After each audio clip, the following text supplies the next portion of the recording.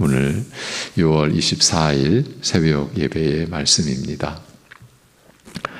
생명의 근원이시며 생명의 모든 능력을 값없이 은혜로 베풀어 주시는 우리 아버지 하나님, 오늘도 우리의 생명을 영원히 살아가는 그 새 생명을 살아가는 한날을 우리에게 허락하여 주시고 우리를 인도하여 주심에 감사드립니다. 우리가 하나님의 생명으로, 하나님을 향하여 살아가는 생명으로 살아가는 그리스도와 하나 된 그런 존재가 되었음을 오늘도 우리의 삶 속에서 나타내고 증거해내고, 그것이 또 나와 함께하는, 우리와 함께하는 사람들에게도 나타나고 드러나는 비천한 우리가 그리스도의 향기로, 그리스도의 편지로 이 세상에 나타나는 하루를 우리 사랑하는 성도들이 살아갈 수 있도록 은혜를 베풀어 주시옵소서. 예수님의 이름으로 기도하옵나이다. 아멘. 고린도전서 1장 30절 31절 보시고 로마서 3장의 몇 구절을 보도록 하겠습니다. 고린도전서 1장 30절 31절 먼저 보시겠습니다. 고린도전서 1장 30절 31절 시작. 너희는 하나님으로부터 나서 그리스도 예수 안에 있고 예수는 하나님으로부터 나와서 우리에게 지혜와 의로움과 거룩함과 구원함이 되셨으니 기록된 바 자랑하는 자는 주 안에서 자랑하라 함과 같게 하려 함이라. 아멘. 고린도전서 앞에 로마서 3장 21절에서 24절까지 보시겠습니다.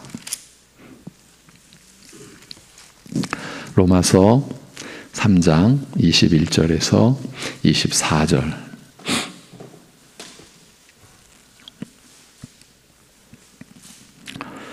21절에서 24절입니다. 다 같이. 이제는 율법 외에 하나님의 한 의가 나타났으니 율법과 선지자들에게 증거를 받은 것이라. 곧 예수 그리스도를 믿음으로 말미암아 모든 믿는 자에게 미치는 하나님의 의인이 차별이 없느니라. 모든 사람이 죄를 범하였음에 하나님의 영광에 이르지 못하더니 그리스도 예수 안에 있는 속량으로 말미암아 하나님의 은혜로 값없이 의롭다 하심을 얻은 자 되었느니라. 아멘. 어제의 마무리 부분을 옮겨왔습니다. 바울 사도는 자랑하는 자는 주 안에서 자랑하여야 하리라는 말씀을 전하며 우리가 그렇게 살 수밖에 없는, 즉 주 안에서 자랑하는 길밖에는 없는 이유에 대하여 그 앞에 30절에서 설명한다고 했습니다. 그래서 이 30절을 구체적으로 나누어 보자고 했고, 예수님이 우리에게 지혜가 되셨다는 구절의 뜻을 중점적으로 살핀 것입니다. 우리가 왜 이런 작업을 하고 있습니까? 주 안에서 자랑하라는 것은 자신을 위하여 자랑할 것이 없게 하라는 뜻입니다. 분명하죠? 자랑하는 자는 주 안에서 자랑하라. 이 말씀의 뜻은 자신을 위하여 자랑할 것은 없게 하라는 뜻입니다. 그리고 이에 앞서 우리는 우리 자신을 위하여 살지 않는, 아니 자신을 위하여 살 필요가 없는 존재가 되었다. 일반 사람들이 말하는 이기적인 존재가 될 필요가 없다. 자기만을 위하는 그런 존재가 될 필요가 없다라고 하면서 어떻게 자신을 위하여 살지 않을 수 있는가 하면 예수 그리스도께서 우리를 위하여 모든 것을 이루셨고 그 이루신 것을 우리의 것이 되게 하셨기 때문이라고 했습니다. 예수님께서는 어린 아기의 경우를 들어서 그 어린 아기의 생명과 그 생명이 보존되고 자라나는 것은 다 부모에 의해서이지 않느냐, 그런 비유도 말씀해 주셨죠. 우리가 그 점을 생각해 보면 예수 그리스도께서 우리를 위하여 모든 것을 이루셨고 그 이루신 것을 우리의 것이 되게 하셨기 때문이라고 하는 것이 좀 더 접근이 되는 거죠. 좀 더 가깝게 느껴지죠. 바로 이 점을 더 세부적으로 살피며 확인해 가고 있는 중입니다. 이런 말씀을 우리가 추적해 가는 것은 그래서 우리가 무엇을 하든지 다 하나님의 영광을 위하여 하는 것으로 살아가기 위해서입니다. 이 세상에 헛된 것을 쫓는 것도 아니고 나 자신의 영광을 위한 것도 아니고 여러분 우리가 정신 차려 생각해 보면 하나님 앞에서 우리가 영광될 게 있겠습니까? 하나님 앞에서 뭐 사람끼리는 뭐 그렇다고 치더라도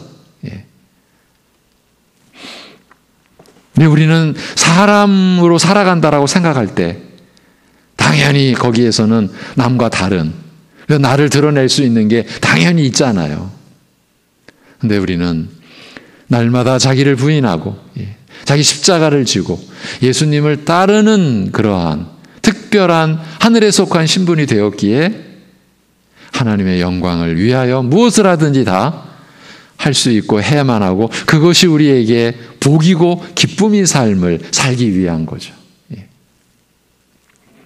그 중에 하나 그래서 이 말씀을 세부적으로 살펴가고 있는 그 중에 하나 예수님은 우리를 구원하시는 데 있어서 하나님의 지혜가 되셨다. 이렇게 우리를 위하셨다. 예수님이 이렇게 우리를 위하시지 않았으면 우리에게는 멸망뿐이었다. 우리가 자신을 위해 아무리 간절하게 열심히 살아도 멸망뿐이었다. 그런데 그리스도께서 우리를 위하셨다. 십자가에 못 박히셔서 우리를 구원하시는 하나님의 지혜와 능력이 되셨다.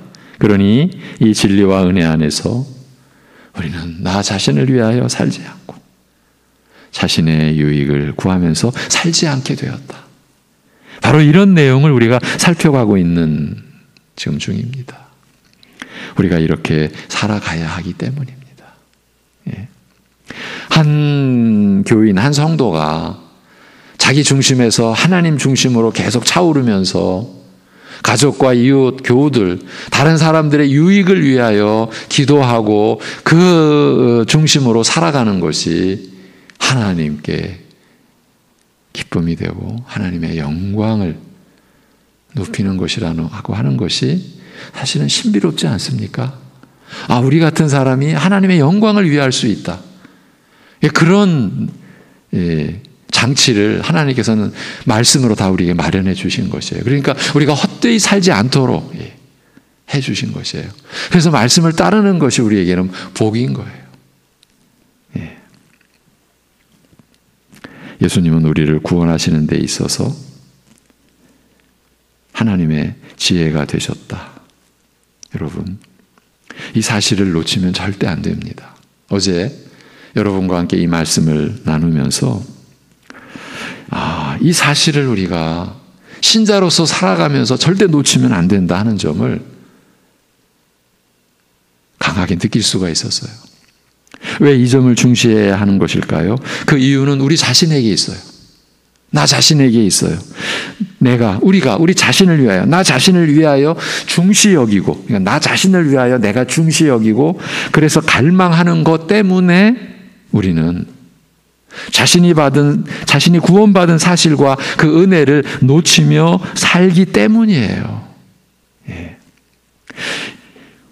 예수님이 우리를 구원하시는 데 있어서 하나님의 지혜가 되셨다라는 이 사실을 놓치면 안 되는 이유는 우리 자신을 위해서 내가 이게 중요해. 내가 이거 없으면 안 돼. 그렇게 여기는 것, 그래서 그걸 갈망하는 것 때문에 구원받은 사실과 그 은혜를 우리는 때로는 놓치며 살고 있다라는 거예요. 구원받은 은혜보다는 다른 것에 더 마음이 가 있다라는 뜻이에요.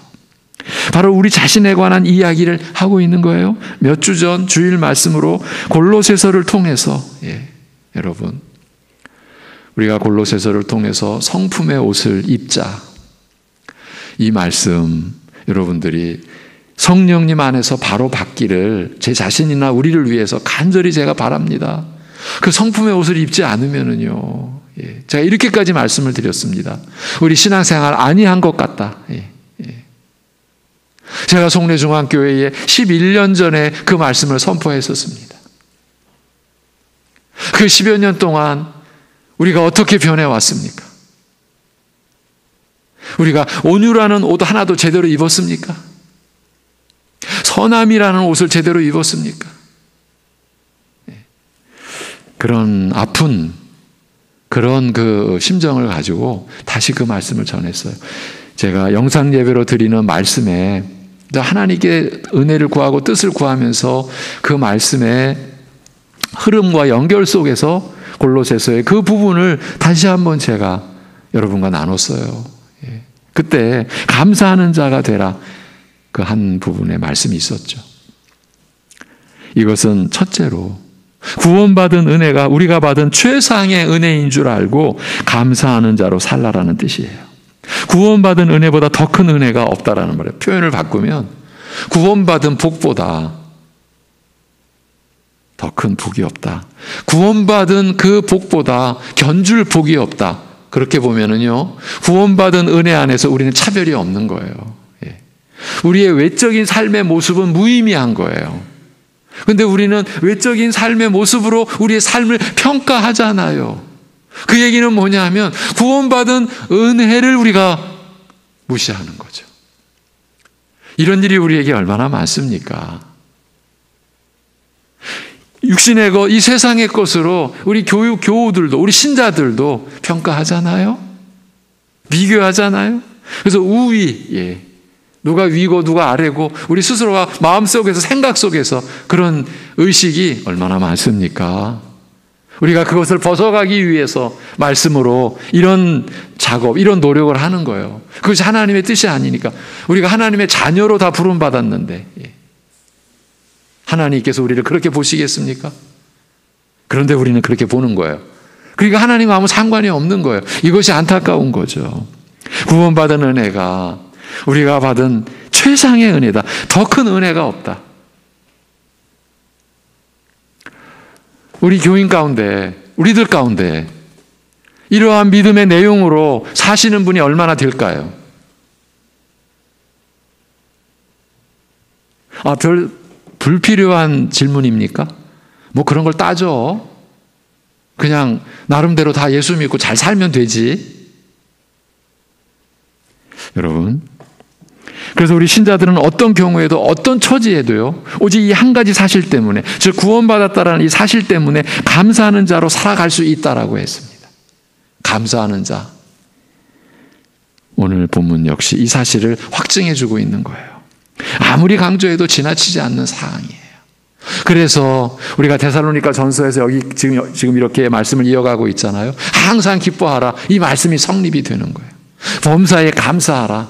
쉬지 말고 끊임없이 기도하라. 이 말씀이 성립이 되는 거예요. 이것이 그리스도 예수 안에서 우리를 향하신 하나님의 뜻이다라고 하는 말씀이 여러분에게 성립이 되는 거예요. 어제 짧게나마 정리한 대로 이 30절 고린도전서 1장 30절 말씀은 전체가 구원과 그 은혜에 대한 것으로 채워져 있습니다. 이렇게 말입니다. 우리를 구원하시는 하나님의 능력과 지혜가 그리스도이시다라는 말씀은 그리스도께서 우리를 구원하시는 하나님의 능력을 나타내시고 또한 친히 우리를 구원하시는 하나님의 지혜를 드러내셨다는 뜻이라고 했습니다. 그러면 그리스도께서 우리를 구원하시는 하나님의 능력과 지혜를 어떻게 나타내셨습니까? 하늘을 진동시켜서 땅을 가르고 홍해를 가르시듯 그런 이적과 그런 이 세상이 경청동지할 그러한 하나님의 이적의 역사로 나타내셨습니까? 아니죠. 여러분 아시죠? 십자가에 못 박히심으로 나타내셨어요. 오직 이것입니다. 그러니까 예수님이 하나님으로부터 나와서 우리에게 지혜가 되셨다라는 것은 십자가에 못 박히심으로 가장 악하고 가장 비열하고 더러운 죄인들이 가장 수치스럽고 가장 고통스럽게 처형당할 그 십자가, 그 십자가에 못 박히심으로 우리를 구원하시는 하나님의 은혜, 그러니까 예수님이 하나님으로부터 나와서 우리에게 지혜가 되셨다는 것은 십자가에 못 박히심으로 우리를 구원하시는 하나님의 그 은혜를 가리키는 거예요. 달리 표현하면 그리스도께서 우리에게 지혜가 되셨다는 것은 십자가에 못 박히심으로 우리를 구원하신 것을 가리킨다라는 말이에요. 앞에서 십자가의 도가 구원받는 자들에게 하나님의 능력과 지혜가 된다라고 이렇게 전제해놓고 이 문단이 이렇게 이루어져 왔으니까요. 하나님의 지혜는, 그리고 능력은 우리에게 이렇게 나타난 것입니다. 오직 우리를 구원하시는 은혜로 말입니다. 그리고 그 실제적이고 구체적인 방식이 다름 아닌 그리스도께서 십자가에 못 박히신 것이에요. 우리가 생각할 때 우리가 원하는 대로 다 이루어 주시고, 아파도 그 순간 다 낫게 해 주시고, 그런 방식으로 나타내신 게 아니라 하나님의 아들이신 그리스도께서 그 수치와 그 저주와 그 가장 고통스러운 처형의 죄값의 상징인 십자가에 못 박히신 것. 그래서 십자가에 못 박히신 그리스도께서 구원받은 우리에게 하나님의 능력이요 지혜가 되시는 것이에요. 이것을 바울 사도는 예수님이 우리에게 지혜가 되셨다고 진술한 것이에요. 그러니까 예수 그리스도께서 우리를 구원하신 하나님의 지혜요 능력이신 것이에요. 이런 내용 속에서 드러나는 사실이 있습니다. 죄인인 우리를 구원하는 데 효력이 있는 것이야말로 지혜요 능력이라는 것이에요. 그렇지 않으면 즉 구원하는데 아무 효력이 없는 것은 지혜일 수도 능력일 수도 없다는 뜻이에요. 구원과 관련 없는 지혜나 능력은 헛된 것이라는 그런 말이에요. 그런데 죄인인 우리를 구원하는 그 지혜와 능력은 하나님에게서만이 나타나서 우리에게 임하는 것이고,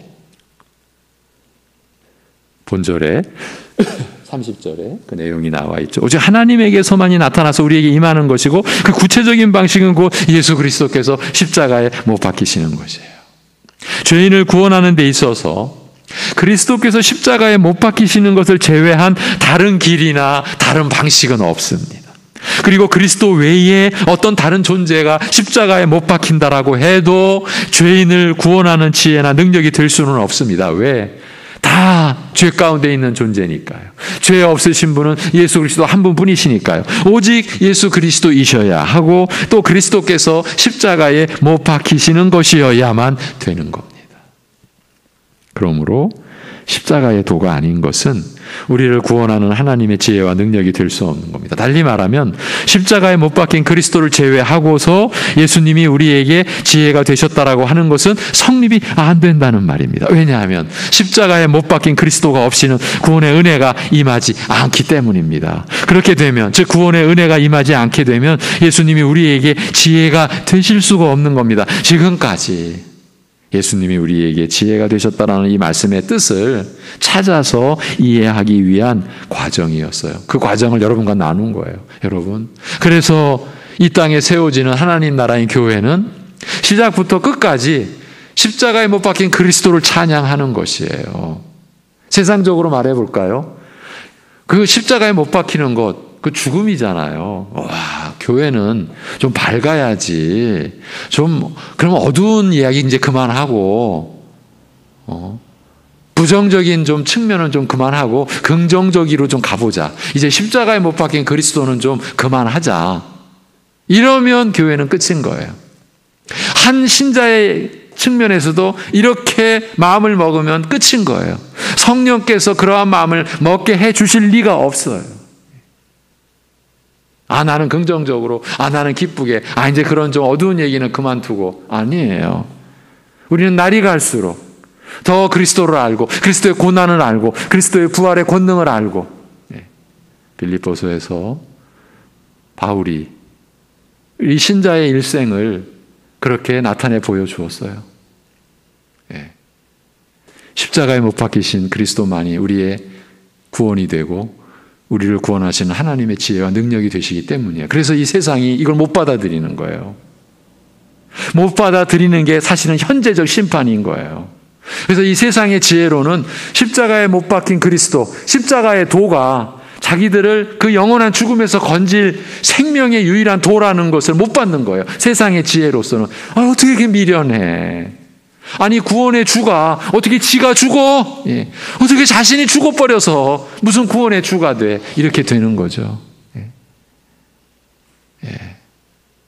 이렇게 되는 거예요. 유대인들은 자기들은 지금 율법을 지켜가지고 자기네들이 지금 의롭게 하나님 앞에 섰는데 무슨 누가 갑자기 나타나서 지가 죽어서, 그것도 처참한, 그것도 가장 수치스러운 십자가에 못 박혀서 죽어서 자기들의 의가 되었다라고 하니까 자기들이 그 율법에 철저히, 그래서 하나님 앞에 스스로 의롭다고 한 것에 걸림돌, 장애물이 되는 거예요.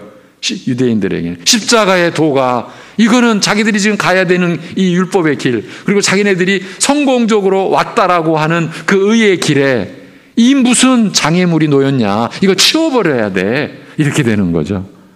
유대인들이나 이방인 헬라인들이나 한쪽은 미련해서 십자가의 도를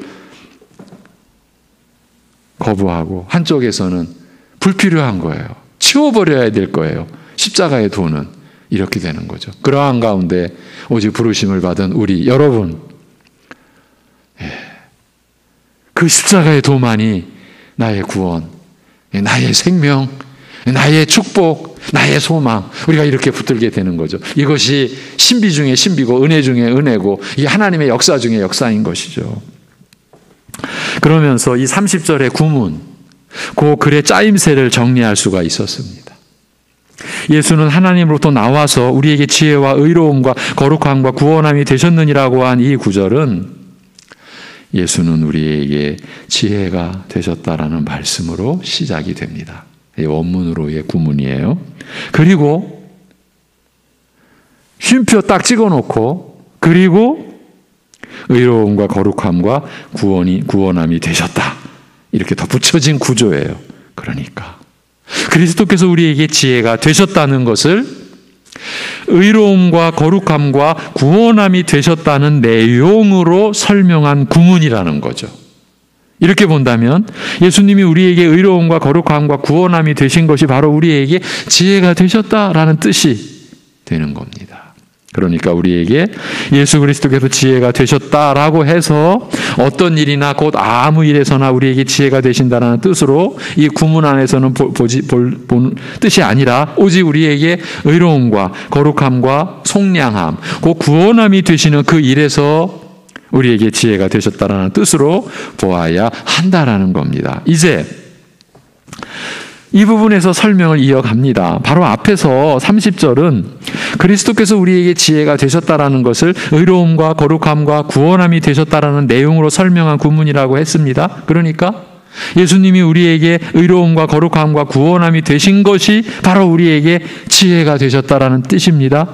이 점을 다시 설명하기를 우리에게 예수 그리스도께서 지혜가 되셨다라고 해서 어떤 일이나 아무 일에서나 우리에게 지혜가 되신다라는 뜻이 아니라 오직 우리에게 의로움과 거룩함과 구원함이 되시는 그 일에서, 그 차원에서 우리에게 지혜가 되셨다라는 뜻이라고 했습니다. 그렇다면 앞으로 우리가 살펴볼 내용의 방향은 정해졌죠.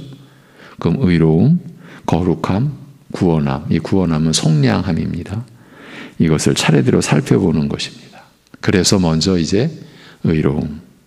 예수님이 우리에게 의가 되셨다라고 하는 그 의로움, 곧 의에 관한 것을 이제 살펴볼 것입니다. 이 부분에서 우리는 지금까지 신앙생활 해온 나의 믿음, 우리 교회의 믿음, 우리의 믿음을 이제 점검해 가는 것입니다. 하나님께서 은혜 베풀어 주시기를 간절히 바라는 심정으로 이 말씀을 여러분과 함께 나눌 것입니다. 왜 그렇습니까? 이 의로움에서 우리가 삐딱하면, 시쳇말로 삐딱하면 우리는 성경이 우리에게 확인해 주시고 증거해 주시고 그래서 내려주신 구원의 믿음과 아닐 수가 있어요. 근데 이 부분도 몇 날 며칠을 갈 겁니다. 우리가 믿음으로 의롭다함을 받았다. 여러분 들어보세요. 칭의. 하나님이 의롭다고 여겨주시는 것. 이것이 우리가 유일한 구원의 조건이 되는 거예요. 하나님이 이루시고 우리에게 베풀어 주시는 조건. 우리가 만든 조건이 아니에요. 하나님께서 우리에게 내려주신 그 은혜의 내용인데 이 의에서 우리가 조금이라도 잘못되면 이거는 정말 위험합니다. 이 의에 대해서 바울 사도가 기록한 로마서를 통해서 설명을 받을 수 있습니다. 우리가 오늘 같이 읽었던 로마서 3장 21, 22절에 이제는 율법 외에 하나님의 한 의가 나타났으니 율법과 선지자들에게 증거를 받은 것이라 곧 예수 그리스도를 믿음으로 말미암아 모든 믿는 자에게 미치는 하나님의 의인이 차별이 없느니라. 이렇게 우리에게 의가 제시됩니다. 율법 외에 하나님의 한 의가 나타났다는 것은 율법 전체를 완전히 지키고 순종하는 상태에서 주어지는 의 외에 그 의와 다른 하나님의 한 의가 나타났다라는 뜻입니다. 그 의가 다르다라기보다는 그렇게 해서 이루어지는 의 외에, 그리고 그 의가 다름 아닌 율법과 선지자들에게 증거를 받은 것이라고 하는 것은 구약 성경 전체가 바로 이 의를 가리키고 있었다 그 말이에요. 율법과 선지자들에 의해서 무엇이 가리켜지고 무엇이 증거되어졌냐 하면 이 율법 외에 하나님의 한 의가 나타나리라. 그것을 구약 성경이 증거했다라는 거예요. 그러면 이 내용이 무엇을 뜻하는 것이겠습니까? 율법 전체를 완전히 수용하고 지켜서 이루어낸 의는 존재치 않는다. 그래서 하나님의 죄로 인한 심판과 그 저주와 형벌과 정죄를, 그 죄의 책임을 벗어날 존재가 없다 그 말인 거예요. 어떤 사람도 율법에 의하여 의를, 그 죄의 책임과 정죄를 벗어나서 하나님께 받아들여 줄 수 있는 의를 소유할 수가 없다. 다시 말해서 율법의 행위로, 즉 율법을 이루려는, 율법을 지키려는 행위로 의를 얻을 수가 없다. 아예 지키지를 못하고 이루어낼 수도 없으니까요. 그래서 로마서 1장 18절부터 이 3장 이 중반부까지 인간이 어떤 존재냐라고 하는 그 장엄한 진술, 오직 성경밖에는 없는 인간이 어떤 존재냐, 하나님 앞에서 전적으로 부패했고 전적으로 무능력해진 존재가 펼쳐지는 거예요. 로마서 3장 중반까지.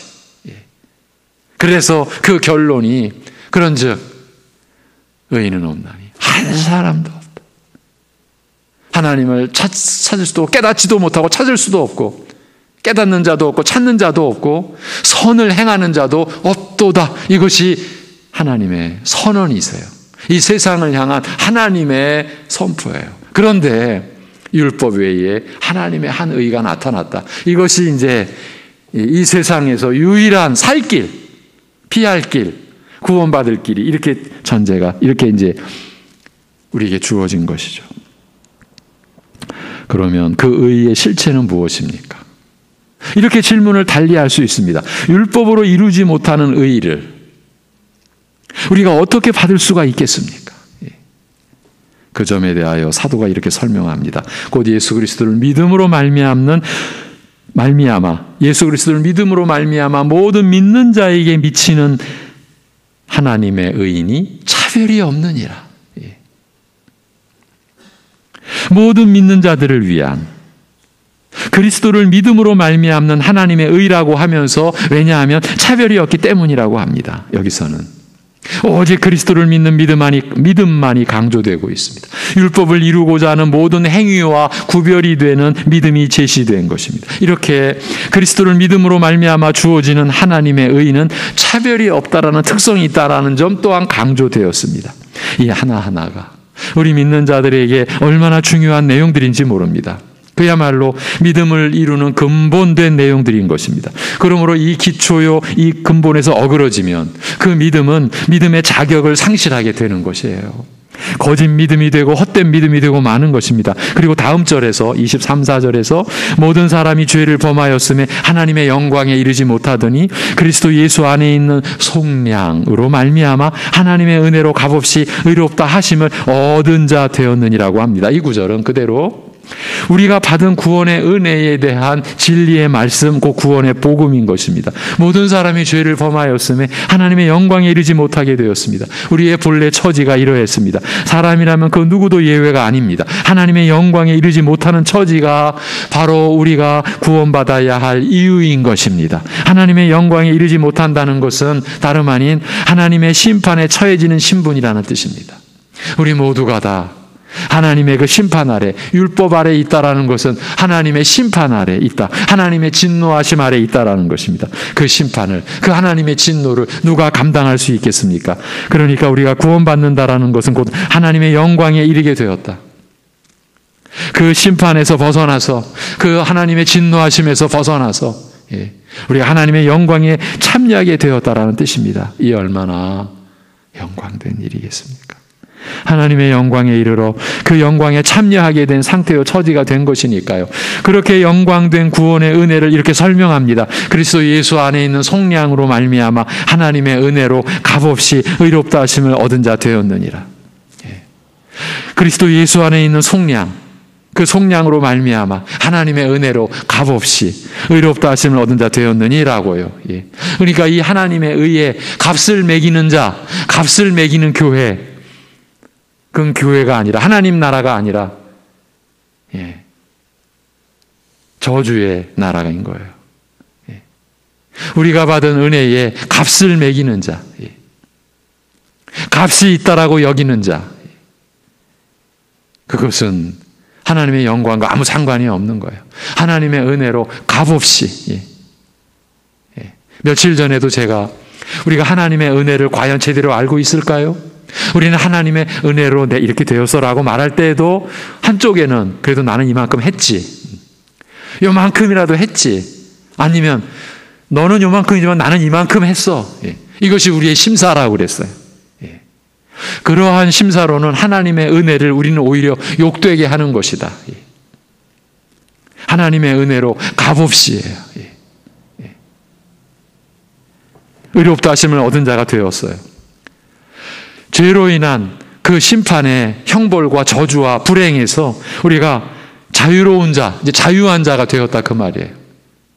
죄의 책임에서 벗어난 자, 그 정죄에서 벗어난 자, 그게 의롭다 하심을 얻은 자. 그런데 값없이, 여러분이 값없이, 여러분이 값을 치른 게 없이, 여러분이 대가, 무슨 그러한 은혜를 입는 데에 따른 어떤 대가를 지불한 것 없이, 오직 값없이, 그러니까 머리털럭만큼이라도 나는 뭔가 값을 좀 지불해 드린 것 같아. 뭔가 좀 그래도 뭔가 좀 해드린 것 같아. 아직은 믿음 아니에요. 이 점에서는 여러분 조금이라도 타협이 있을 수는 없어요. 값없이 하나님의 은혜로. 그래서 은혜인 거예요. 그 시작은 그리스도 예수 안에 있는 속량이에요. 우리가 시작한 게 아니에요. 이 구원은 그리스도 예수 안에 있는 속량으로 말미암아예요. 그러면 그게 무슨 뜻입니까? 그리스도께서 십자가에 못 박히신 것을 뜻하는 거예요. 고난 속에서 처참하게 죽으셨다라는 말입니다. 왜 그러셔야 했습니까? 택한 자들의 죄를 대신 짊어지고 그 죄값을 지불하셔야 했기 때문입니다. 죄값은 사망이니 그리스도께서는 우리를 대신하여 죽음을 내놓으셔야 했습니다. 그것을 속량이라, 곧 구속이라 합니다. 값을 치르고 그 죄값에서, 그 죄의 책임과 정죄에서 자유롭게 해주셨다, 그 뜻입니다. 무슨 값을 치러주셨습니까? 죄값인 사망입니다. 하나님이 우리를 대신하셨습니다. 하나님의 아들이 그 값을 치르셨습니다. 무슨 값을 치르셨습니까? 죄값인 사망을 치루어 주셨습니다. 대신해 주셨습니다. 이것이 우리가 지금도 앞으로도 영원히 찬양하는 그 찬양의 내용입니다. 찬송의 제목입니다. 그리스도께서 내 죄가 되어 주셨네. 내 사망이 되어 주셨네. 그래서 우리를 자유롭게, 그 죄의 책임과 정죄에서 자유롭게 해주신 거예요. 우리는 오직 이 그리스도의 속량으로 말미암아 하나님의 은혜로 값없이, 값을 치른 게 없이 의롭다 하심을 얻은 자가 된 것이에요. 이것을 구원받았다, 구원의 은혜를 입었다라고 하는 것이에요. 모든 믿는 자들을 위한 그리스도를 믿음으로 말미암는 하나님의 의는 이렇게 우리에게 주어지는 것이에요. 이것이 우리의 평생의 찬송의 제목인 거예요. 그리고 이 찬송을 부를 때마다 우리가 해왔는데 이제 좀 시시해지지 않았어? 이게 아니고 부를 때마다 더 새롭고, 그래서 더 사모하는 그러한 하나님께 드리는 찬송의 고백인 거예요. 그리스도께서 내 죄가 되어 주셨네. 내 사망을 치러주셨네. 이런 사실을 놓고서 바울은 고린도전서 1장에서 그리스도께서 우리에게 의로움이 되셨다. 그리스도께서 우리에게 의가 되셨다. 이렇게 진술한 것이에요. 다음 주에 이어가겠습니다. 하나님 아버지, 우리가 받은 구원의 은혜에 그 내용과 의미와 더 무엇과도 견줄 수 없는 그 영광의 가치를, 우리가 받은 은혜의 가치를, 구원의 은혜의 가치를 오늘 새벽에도 또 밝혀주신 것을 감사드립니다. 우리가 어찌 은혜를 값없이 받을 수가 있었겠사옵나이까. 오직 우리를 긍휼히 여기신, 그리고 창세전에 우리를 택하시고 미리 아신 오직 하나님의 이 뜻과 이 하나님의 이 은혜로 인한 이 구원의 도를 우리가 받은 자로 우리가 살아가오니 우리 자체가 하나님께 영광의 찬송이 되고 우리가 살아가는 이 자체가 찬송이 되는 삶을 우리가 이룰 수 있게 하여 주옵소서. 때로는 극심한 고통 속에서도 환난 속에서도 하나님이 우리의 생명 되시기에, 하나님이 우리의 의가 되어 주셨기에, 하나님이 우리의 그 온전한 영광을 우리에게 또 허락해 주셨기에 우리의 외적인 고통과 아픔과 아무 상관없이 우리를 부끄러워하지 아니하시고 우리와 오늘도 동행하시는 하나님으로 인하여서 우리가 기뻐하며 하나님 우리가 아버지라 부르고 우리의 모든 짐을 내어 맡겨드리고 모든 염려를 주님께 다 내어 맡겨드리고 우리를 돌보아 주시는 주님의 은혜를 믿음으로 오늘을 살아갈 때에 그 자체가 감사함으로 그리고 기쁨으로 하나님을 의지함으로, 그래서 이 세상 것으로 인하여 요동함으로 불안해하고 염려하는 것에 흔들리는 것이 아니라 주님께서 이미 이루셨고 또 이루어 가실 그 하나님의 그 구원의 은혜의 역사를 바라보며 잠잠히 하나님만 바라보며, 그리고 그것이 우리 교회 안에서 이루어질 것을, 그리고 우리 각자 심령 안에서 이 믿음의 역사가, 말씀의 역사가 나타날 것을 우리가 바라보고 소망하고 살아가는 그 하나님 안에서의 고요함이, 그 참 평안함이 사랑하는 우리 새벽 예배 가족들, 우리 성도들의 중심이 되어 오늘을, 그래서 주님 앞에 주님의 영광을 위하여 하는 것 같이 무엇을 하든지 다 하는 그러한 모습으로 우리가 살아갈 수 있도록 은혜를 베풀어 주시옵소서. 우리를 붙들어 주시옵소서. 모든 것을 주님께 의탁합니다. 하나님 아버지, 이번 주 참으로 조용히 우리 일꾼을 또 세웁니다. 참된 일꾼으로 세워지는 은혜를 허락하여 주시옵소서. 먼저 일꾼된 우리 성도들도 다시금 일꾼의 의미를 되돌아보게 하여 주옵소서. 우리가 하나님 나라를 섬기는 일꾼이 어떤 일을 하고 어떤 모습인 것인지 가르쳐 주시고 또 배우고 또 우리가 우리 자신을 세워갈 수 있는 그런 자리가 되도록 역사하여 주시옵소서. 우리 주 예수 그리스도의 이름으로 감사하며 기도하옵나이다. 아멘.